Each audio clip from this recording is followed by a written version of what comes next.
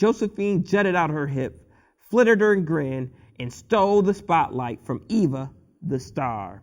The audience howled, Eva, the chorus, the director, all raged at Josephine. But reviews raved. A born comic. It's impossible to take your eyes off of her, the little cross-eyed girl. Oh, wow, look at her. Still in the show. She made the white audience laugh, mugging faces, grimacing and sighing through her exotic jig. Josephine soaked it up and kept the job. After shuffle, Josephine danced and sang downtown at the Plantation Club. But she couldn't sit at a table and eat dinner with white folks. She couldn't enter the front door. Wow. Couldn't even enter the front door of her own show. Wow. Negroes used the back door. Those were the rules, American rules. In restaurants, nightclubs, hotels, trains. She couldn't try on hats in the department store because that was for whites only. The volcano pressure kept squeezing tighter, way below the surface, hot magma, molten lava, trapped within. But Josephine made good money and sent it home for her sister's schooling, a piano for little Willie Mae. One day, there'll be a house for them all. For the first time in my life, I felt beautiful.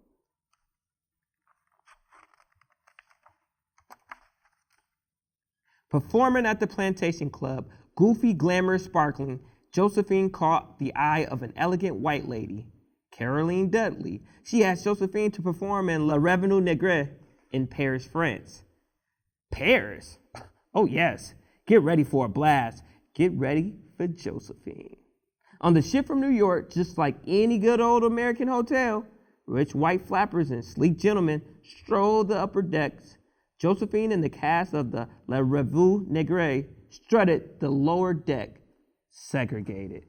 Wow.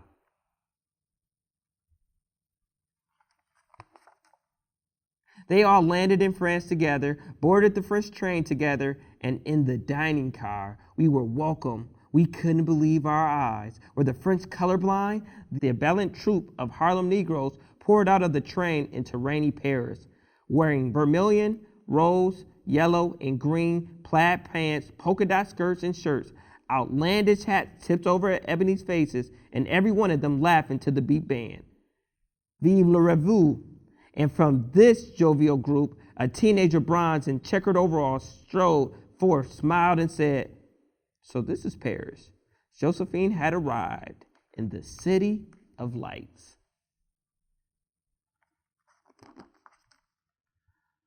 Paul Collin, hired to paint the poster that would advertise Le Revue Negre, looked at Josephine, a mere chorus girl with her beautiful ebony body, like a prize fighter, like a kangaroo with rhythm in her hips, like a cat ready to strike, a volcano about to burst, with her black painted lips. He sketched her again and again. Josephine became the poster girl. For the first time in my life, I felt beautiful. The poster caused a buzz all over Paris. Josephine, excited, naturally, she was chosen to open up the Charleston number, the new Negro American dance. In rehearsal, she stalked on stage on hands and feet. Head down, bottom up, the music began. She stood, she popped her knees, slapped her bottom, twirled like a top. She skipped and sizzled. The chorus of dancers joined her. Look at her dancing. Wow. Deep traps, steam flash, and whistle. Josephine was on fire. Call the fire department. No, don't. Knee squeeze, now fly. Arms, scissors, and splay. Word got out opening night. The theaters crackled with tension. A giant dancer lifted Josephine onto the stage like black lava. She slid off his back and faced the audience, her deep volcanic core filled with emotion, filled with music, erupted. She shimmied, she shook, she swiveled and kicked. Sparks flew. Magnificent. Impressed, crazed with the music, even my teeth and eyes burned with fever. I leapt to touch the sky. When I regained earth, it was mine alone. The audience went wild. A star was born night after night. Josephine brought in the crowds, a dream come true. People watched and said, "Black is beautiful. She stared at the Follies Burgundy necks. Josephine, her name up in lights, was living a fairy tale. The theater filled with princesses, painters, and diplomats. The Black Pearl climbed down a palm tree wearing a skirt of bananas and a necklace of shells. She wriggled like a serpent, slunk like a panther, and boxed like a kangaroo. Josephine was all the rage. People bought Josephine dolls clad in bananas. Josephine lipstick, shoes, perfume, dresses, Baker Fitz hair, pomade. High society tanned to look like Josephine. All the white. Josephine bleached her skin with lemons to look like high society. She strolled down the Champs, the Heart of Pears with her Chiquita, each wearing a diamond choker, as regal as a queen by day, as wild as a cheetah by night.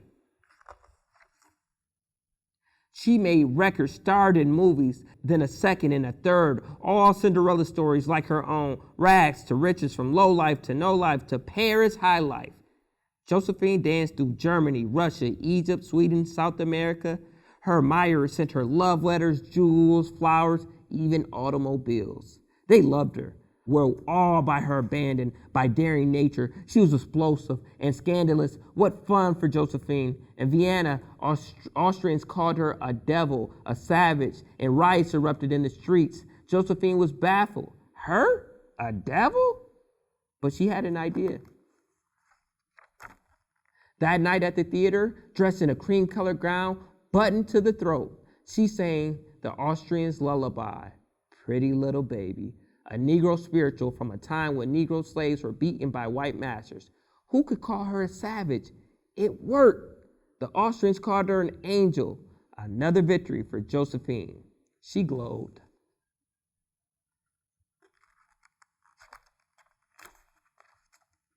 French made me what I am, 1936 to 1947. But still needed to conquer America, so she sailed home across the wide Atlantic. First thing, she divorced Willie Baker, ended that long ago marriage, then on to the show. She starred in the Ziegfeld Follies, the all-white Follies in New York City. Josephine bubbled with joy. She became the first and only female Negro Follier star ever. Yet she had to enter the hotel through the servants' entrance.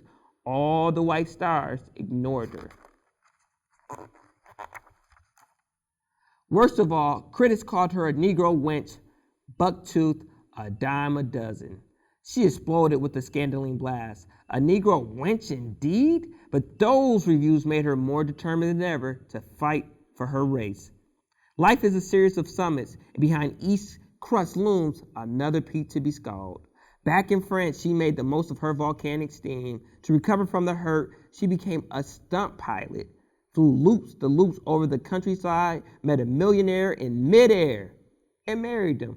But he wanted to leave her at home. She divorced him. An artist cannot abandon the stage. Europe had come to a hard simmer. In Germany, Jewish people were beaten, their houses burned. In 1939, war erupted. Josephine remembered her childhood, the fear, the hatred, the despair, made a decision. France had made me what I am, prepared to give my life for France. Wow. Her meeting a millionaire. Josephine joined the Red Cross, landed soup for the perishing poor, flew first aid to Belgium, and spied for France. As a star, she traveled everywhere, as Lisbon, Marseille, Algiers. At embassy events, she flirted with friends and foes, eavesdrops on Nazi enemies' official. Then, safe in her room, she wrote all out in invisible ink on her sheet music, penned her notes in her underwear, and carried them home to France. Who would dare search for Josephine Baker to the skin? A little cough in Barcelona turned into pneumonia. In Madrid, sent on a mission to Casablanca. Exhausted and still coughing, she landed in North African hospitals. Her visitors, resistant members, held secret meetings at her bedside. Wow. Newspapers reported her dead, but she got well enough to comfort the wounded, bounce along dirt roads, get lost in sandstorms, sleep on the grounds like a soldier with the sand fleas, all to perform for the U.S. troops. Black soldiers must sit down front, she said, together with the white soldiers in her audiences. Never had she been happier. Josephine became a hero. She helped win the war for France, the U.S., and the Allies, and she was awarded France's highest honors, the Legion d'Honneur. Vive la France. Josephine, 1947 and 1975. She married Joe Bullion, her orchestra leader, and started to adopt children of different races and from different countries, from Korea, Japan, Finland, Colombia, from Akio, Jana, Jari, Luis, then came Jean Claude, Moses, Marianne, Brahim, Kafi, Mara, Noel, and finally the youngest, Stellalina. From Canada, Israel, to Algeria, to Ivory Coast, to Venezuela, and two from France. 12 children in all. Wow. Josephine brought them up in their own religions as Buddhist, Shinto, Protestant, Catholic, Jewish, Muslim. At last, she felt the whole world was representing her family. She called them the Rainbow Tribe. Wow. 12 children? Wow. They lived in a chateau, not only a mansion, but a farm and a resort where visitors could stay, and a palatial hotel and see for themselves her rainbow family. We'll show the world that racial hatred is unnatural. Children of all different races can grow up together as brothers. But Josephine spent money faster than she earned it, had her cows' names spelled out in electric lights in the barnyard. Jeanette, Rosette, Julie, Honoria, Marvelous. She bought more land. She bought lavish gifts for her children. She bought designer gowns. Oh, the bills. Josephine left her babies behind as Les Malandas so she could tour the world, so she could dance and sing. She had to support her brood, her castle, her tribe, her village. Aged and not quite as popular anymore. Some tours just weren't as successful as the first ones. Still, she loved to perform, and she loved to arrive home with hugs as white as wings and gifts for the children. She sold her gowns to pay her bills. Not enough money. So she sold her art and jewels. Still not enough money. Her chateau was sold from beneath her. She clung, they dragged, she kicked and bit, but she ended up in the streets in the rain, evicted, her children homeless, her health failing, her bills staggering. Her tribe became a band of vagabonds, just like her own childhood. Miserable. How could this have happened? They lived off the generosity of friends and fans like Princess Grace of Monaco. Josephine was nearly forgotten by her public. She was old, but not too old to dance. This is her, homeless, her suitcases, all of her belongings. Even the cat got kicked out the house. Wow. At 67, she booked a performance at the Carnegie Hall in New York City, the best-known theater anywhere. How would America receive her this time? Josephine strode onto the stage in a sequin bodysuit and an orange plumed headdress 4 feet high. The Carnegie crowd cheered till the tears came. Theirs and hers. She danced, she sang, she strutted. Even more cheers and tears at the last bow. The reviews glowed. America loved Josephine. She toured 17 cities. Everyone loved her. This is what she wanted, success in her country. But the bills kept rolling in for the Rainbow Tribe. The younger children still in school needed their mother. In Paris, she searched for a theater to present her new show. Josephine, finally, the Bobino Theater said yes. She worked, rehearsed, practiced, sang 30 songs, and danced her wild Charleston. I wore my heart on my toes and my soul on my lips. I sang for the Paris that created me, and I wept as I danced.